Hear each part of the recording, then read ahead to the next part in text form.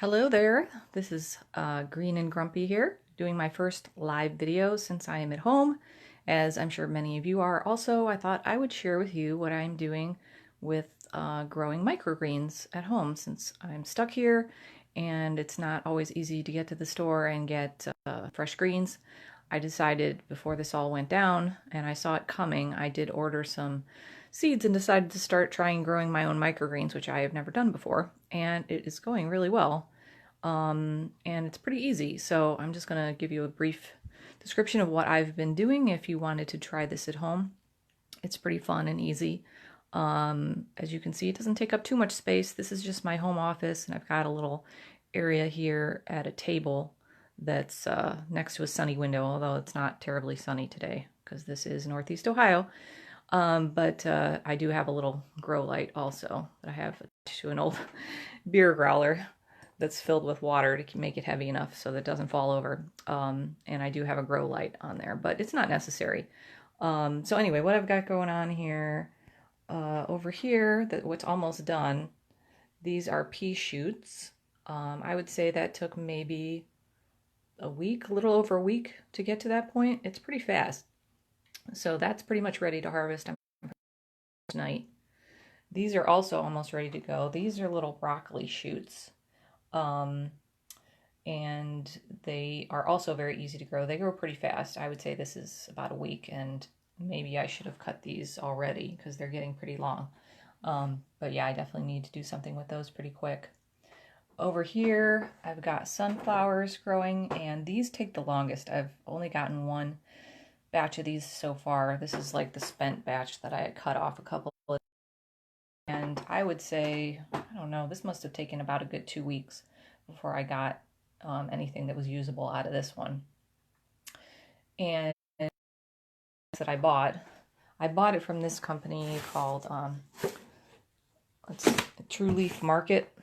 And just disclaimer though, if you them right now, I did get an email from them shortly after I put this order in, and they said they are totally slammed with orders from people obviously thinking about doing the same thing that I'm doing. So you may have to wait quite a while if you go through them.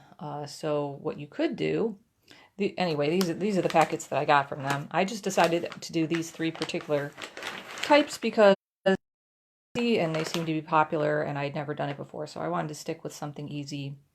So you can see I got the peas, I got sunflowers, and broccoli because I heard those were some of the tastiest ones, and they've been good and they're pretty easy to grow, so that's good. If you can't get this kind of stuff, I did happen to scrounge around in my basement and did some research. Oh, great. I just spilled them all over the table.